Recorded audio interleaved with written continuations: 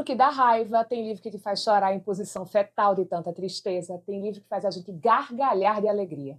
Cada leitura coloca-os divertidamente da nossa cabeça para trabalhar, e nesse vídeo você vai descobrir alguns livros que podem fazer os seus pirarem na sala de controle da sua cabeça. Oi, eu sou Bianca Campelo, professora de literatura e fã de cinema de animação. E esse é o Literarizando, o canal com os vídeos de literatura mais aprofundados e cheios de emoção do YouTube Brasil.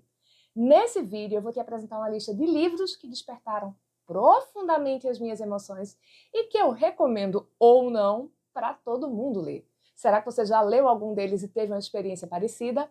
Bora descobrir. E nós vamos começar com a alegria. E como eu sou uma pessoa naturalmente indecisa, que gosta de coisas muito diferentes, eu já vou começar esse vídeo roubando, porque eu não vou falar de um livro, mas de dois. 100 Anos de Solidão, de Gabriel Garcia Marques, e A Primavera da Pontuação, de Vítor Ramil. Vamos começar falando sobre 100 Anos de Solidão, o clássico colombiano de Gabriel Garcia Marques, que eu comecei a ler no início do ano e fui obrigada a interromper a leitura, inclusive por causa dos projetos aqui do canal. E, gente, eu tô agoniada para poder retomar e terminar, porque que livro divertido, minha gente, que livro divertido. Uma sinopse bem curtinha para quem nunca ouviu falar do livro ou para quem só conhece de nome. 100 Anos de Solidão acompanha a saga da família Buendia ao longo de várias gerações. O livro se passa na cidade de Macondo, um lugar fictício, isolado ali na Colômbia, e onde coisas muito esquisitas de vez em quando acabam acontecendo. E apesar de também terem alguns acontecimentos bem terríveis ao longo dessa saga, a linguagem e o carisma dos personagens fazem essa leitura ser muito leve. Que personagens deliciosos, interessantes, principalmente José Arcádio e Úrsula, que são o patriarca e a matriarca da família Buendia. Na verdade, vai ter vários personagens chamados José Arcádio. E aí, né, ele vai ter um filho, vai receber esse nome, depois esse filho vai gerar um outro, vão ter vários José Arcádio, mas eu estou falando do pai, o primeiro José Arcádio. Gente, ele é muito figura, ele é muito curioso, ele é um homem completamente sem noção, prática alguma, e quem segura as pontas é a Úrsula. E o texto tem uma ironia tão deliciosa. Tem um momento que chega um cigano charlatão. Ao longo da história vai trazer muitas coisas que são pataquadas e que fascinam José Arcádio. Mas tem, por exemplo, esse momento que ele chega dizendo: olha, depois de viajar muito, eu descobri que a terra é redonda como uma laranja. E a Úrsula, que já está de saco cheio daquela história, proíbe ele de ficar ensinando essas invencionices para as crianças, que só pode ser mais uma dessas conversas sem noção do Melquíades. A dinâmica dos personagens, o carisma, o estilo da linguagem, inclusive me fazem muito lembrar de Causo de Cidade do Interior do Nordeste. E o tempo todo, quando eu estava lendo, eu pensava, cara, isso aqui podia estar na obra do Ariano Suassuna. Já A Primavera da Pontuação é um livro extremamente original, ao mesmo tempo que é uma história velha, conhecida. E se ele bater com o teu senso de humor, vai ser uma obra que vai gerar altas gargalhadas. É um livro bem curtinho que vai contar o seguinte.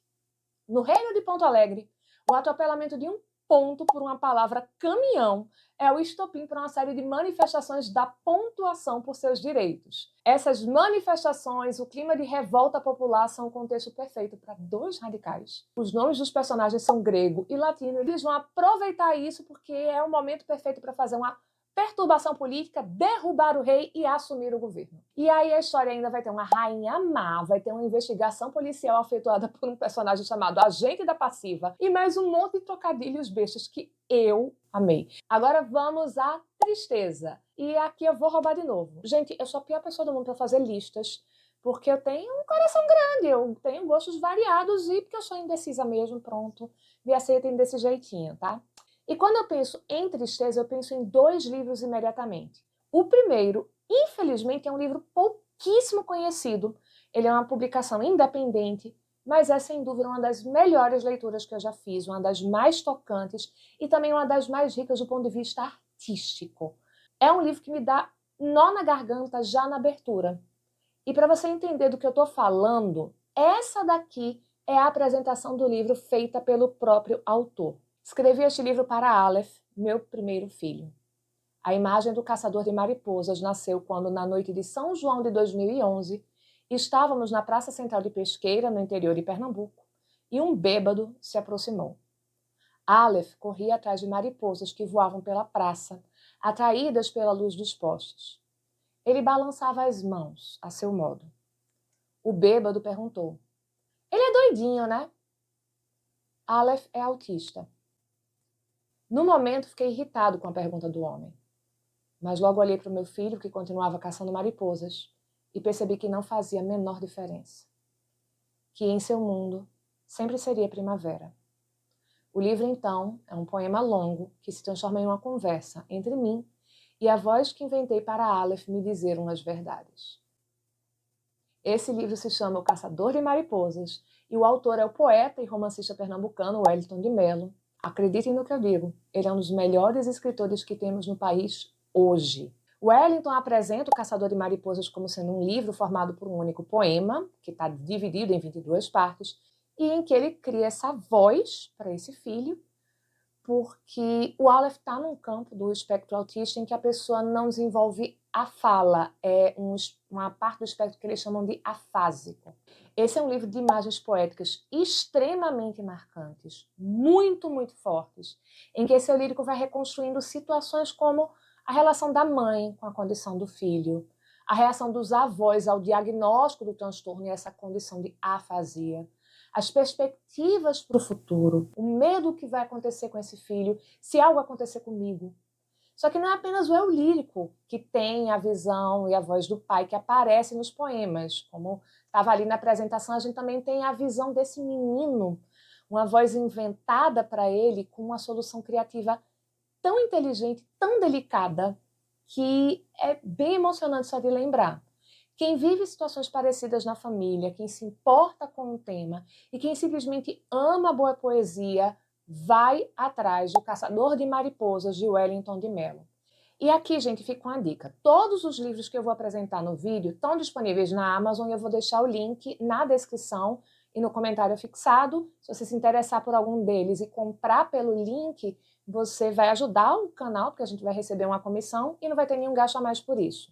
Todos estão lá, menos O Caçador de Mariposas. Esse especificamente não está lá porque ele foi uma publicação feita num projeto independente do autor.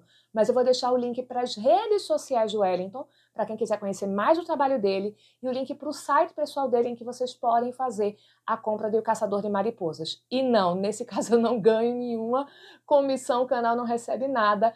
É somente o prazer mesmo de fazer esse livro chegar a mais gente, porque vale muito a pena. Agora, voltando para a lista, um outro livro que me dá lágrimas nos olhos é Flores para Algernon. E aqui eu vou trazer um testemunho que não é só da minha experiência de leitura, não. Flores para Algernon foi uma obra que eu já trabalhei em sala de aula.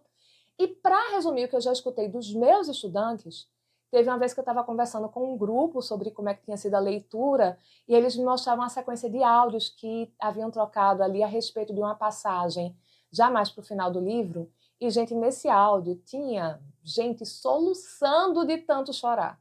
Flores para Algernon é uma narrativa em primeira pessoa, feita em forma de diário. O protagonista, que é o narrador do livro, é Charlie Gordon, um homem de 32 anos cujo maior sonho é ser inteligente. O Charlie tem um QI bem baixo e, apesar da enorme vontade que ele tem de aprender, ele também tem muita dificuldade. Isso mesmo para procedimentos simples como enrolar pães. Ele trabalha numa padaria, mas não consegue aprender a enrolar pãezinhos porque ele não consegue lembrar do passo a passo e repetir. E o mais tocante, o que mais mexe com a gente é que ele é muito ingênuo. E tem muita gente que se aproveita disso para fazer pequenas maldades com o Charlie. E a inocência dele é tão grande que ele projeta que se ele for inteligente ele vai ter mais amigos, que ele vai ser mais feliz.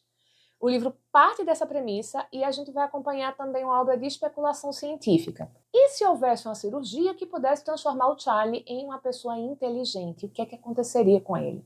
Ele seria mais feliz, como ele acha que vai ser? Flores para Algernon é um dos meus xodós literários, um livro que eu recomendo para todo mundo. Se você quiser ler uma narrativa que é gostosa de ler, tem um estilo tranquilo, fácil, muito inteligente, que vai te emocionar, se joga em Flores para Algernon e depois vem me contar como é que foi essa experiência. Depois da tristeza, no Divertidamente 1, quem aparece é o medo. E essa foi uma das categorias difíceis de classificar aqui. Isso porque o único livro que eu já tive medo da leitura, eu não tive medo da leitura. O que não parece fazer muito sentido, mas eu vou explicar. Quando eu tinha uns 12 anos, não mais do que 13, A gente costumava passar férias de janeiro numa casa de praia que ia uma cambada de primos. Alguém levou o Exorcista para essa casa de praia.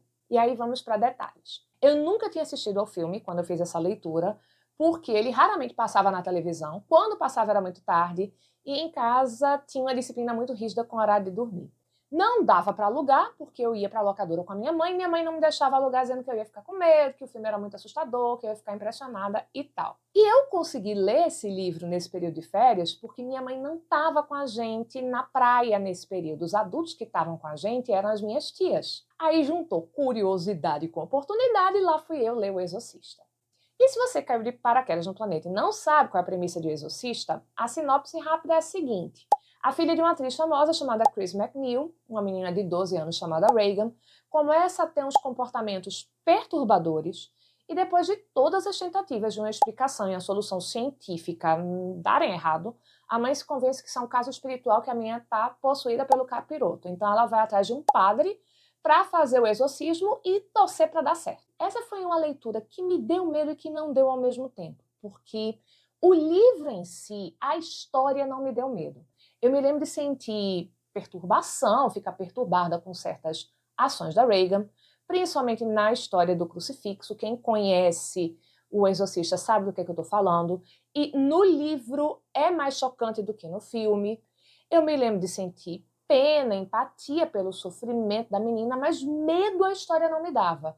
Só que, ao mesmo tempo, a leitura me dava medo porque se falava tanto que aquela história era assustadora, tinha tanta lenda sobre a maldição do exorcista, que aconteceu isso e aquilo com quem mexia na história, que eram histórias por causa dos bastidores do filme, que eu tinha medo da ação de ler o livro. Eu tinha medo de que ler o livro ia causar alguma coisa de ruim.